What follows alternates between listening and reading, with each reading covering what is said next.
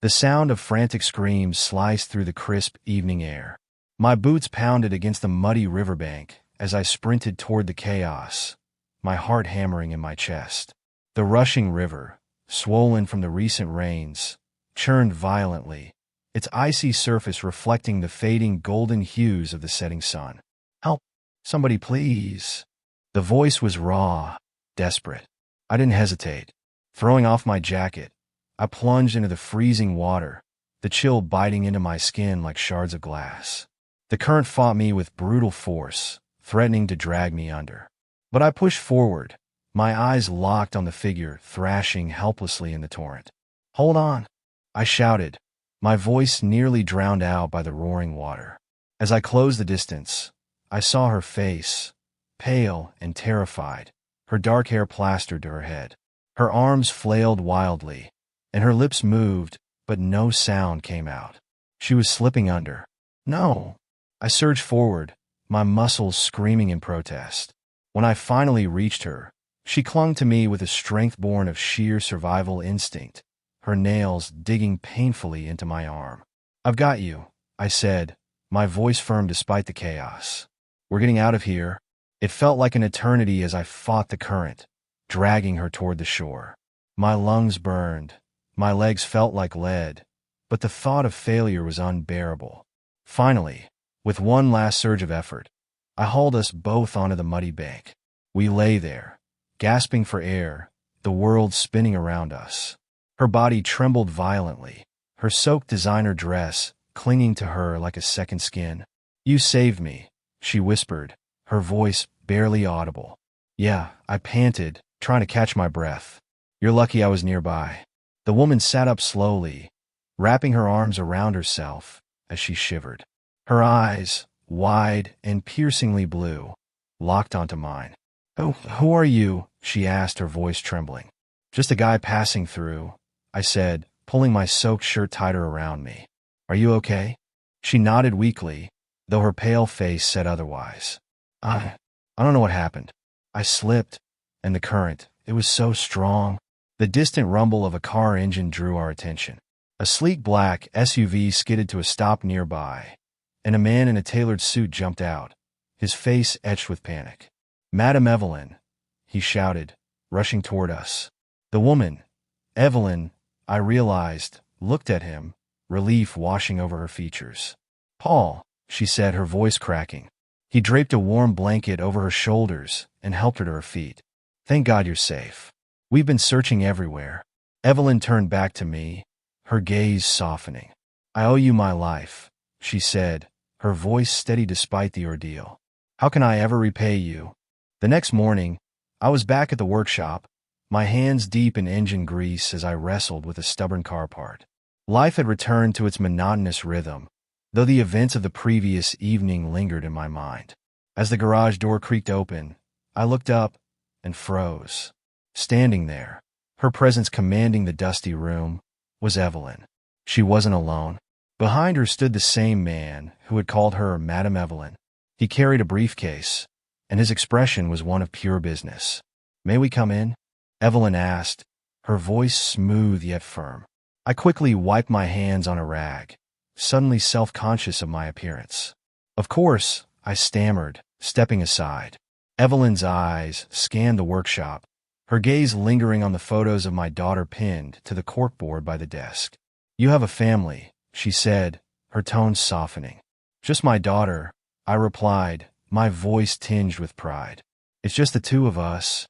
Evelyn nodded, her expression unreadable. Then she turned to her companion. "Paul, the proposal." The man opened his briefcase, pulling out a thick envelope. "This is for you," Evelyn said, handing it to me. I hesitated before opening it. Inside was a stack of cash, more money than I'd ever seen in one place. "What is this?" I asked, my voice shaking. "Compensation," Evelyn replied. "For saving my life." The money could have solved so many of my problems. Rent, school fees, even the overdue repairs to my workshop. But something about taking it didn't sit right. "I can't accept this," I said, pushing the envelope back toward her. Evelyn's eyes widened in surprise. "Why not?" "Because I didn't save you for a reward," I said simply. I did it because it was the right thing to do. Her expression softened, and for a moment, I saw vulnerability in her gaze. Not many people would have done what you did, she said. At least, let me help you in another way. I raised an eyebrow. Another way? Evelyn leaned forward, her voice lowering. I need someone I can trust, she said. Someone who can protect me and my interests. I want you to work for me. I blinked, taken aback. You're offering me a job? Yes, she said firmly. You be my personal assistant. And bodyguard of sorts? I laughed nervously. I'm a mechanic, not a security expert. You're also brave, resourceful, and loyal, Evelyn countered. Those qualities are worth more to me than any professional credentials. I hesitated. The idea of stepping into her world felt surreal, like something out of a movie. But then I thought of my daughter, of the life I wanted to give her. What's the pay? I asked, trying to keep my voice steady. Evelyn smiled. Enough to change your life. 2 weeks later, I found myself standing in front of Evelyn's sprawling estate. The gates towered over me, their ornate ironwork glinting in the sunlight. Paul greeted me at the door, his demeanor formal but polite. Welcome, Mr. Harris, he said. Madam Evelyn is expecting you. Inside, the house was a symphony of elegance. Marble floors, crystal chandeliers, and art that looked like it belonged in a museum.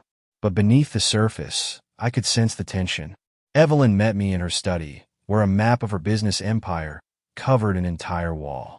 I'll be honest with you, she said, her tone serious. This job isn't going to be easy. There are people who want to see me fail, and they'll stop at nothing to make it happen. I'm ready, I said, my voice steady. My first day on the job was uneventful, until it wasn't. That evening, as Evelyn hosted a dinner party, I noticed a man lingering near the edge of the property. He was dressed in black, his face partially obscured by a baseball cap. Do you see him? I asked Paul, who was standing beside me. Paul nodded, his expression darkening. Victor's man, he muttered. Victor? I asked. Evelyn's brother, Paul replied. He's been trying to undermine her for years. My jaw tightened as I watched the man disappear into the shadows. This job was going to be more dangerous than I'd thought. Over the next few weeks, I learned more about Evelyn's past. Her parents had built a vast business empire, but their sudden deaths had left Evelyn and Victor locked in a bitter power struggle. He thinks he's entitled to everything, Evelyn confided one night. But he doesn't understand the sacrifices I've made to keep this company alive. Her voice broke slightly, and I saw a glimpse of the pain she carried. I won't let him destroy what my parents built, she said, her tone hardening. I'll make sure he doesn't, I promised. It was well past midnight when the phone rang.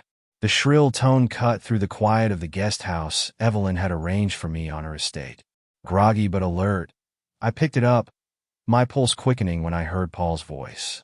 There's been a breach, he said, his voice tight. We need you at the main house.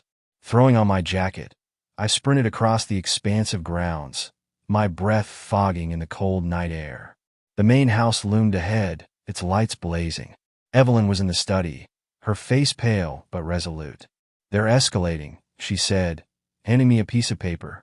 It was a note, written in jagged handwriting. Back off, or you'll regret it. It was left at the gate, Paul explained. I studied the note, the weight of the threat sinking in. This isn't random, I said. Victor's upping the stakes. Evelyn's jaw tightened. Then so will we. The next day, Evelyn summoned me to her office. She sat behind her massive mahogany desk, her expression unreadable. I need to know something, she began, her voice steady. Anything, I said. Why are you really here? She asked, her piercing gaze locking onto mine. Is it just about the money? Or do you believe in what we're fighting for? The question caught me off guard. I hesitated, then spoke from the heart. At first, it was about survival, for me and my daughter. But now, I see what you're up against. And I can't walk away knowing someone like Victor could win. You deserve better. Evelyn studied me for a moment, then nodded. Good. Because this isn't just a job anymore. It's war.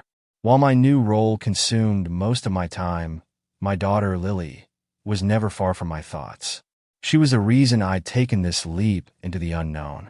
One evening, as I prepared to leave the estate, Evelyn stopped me. Where are you going? She asked. To see Lily.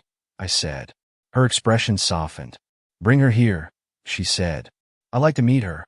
The thought of bringing my little girl into this chaotic world made me hesitate, but Evelyn's sincerity won me over. The following weekend, Lily joined me at the estate. Her wide-eyed wonder at the grandeur of the place was contagious. You live here, Dad? She asked, her voice filled with awe. Sort of, I said with a smile. Evelyn greeted us in the garden, her demeanor unusually warm. You must be Lily, she said, kneeling to my daughter's level. Your dad talks about you all the time. Lily beamed, instantly charmed. Watching them interact, I felt a strange sense of gratitude. Evelyn wasn't just my boss. She was becoming part of my family. The peace didn't last long. One evening, during a charity gala Evelyn was hosting, chaos erupted. A fire alarm blared, sending guests into a panic.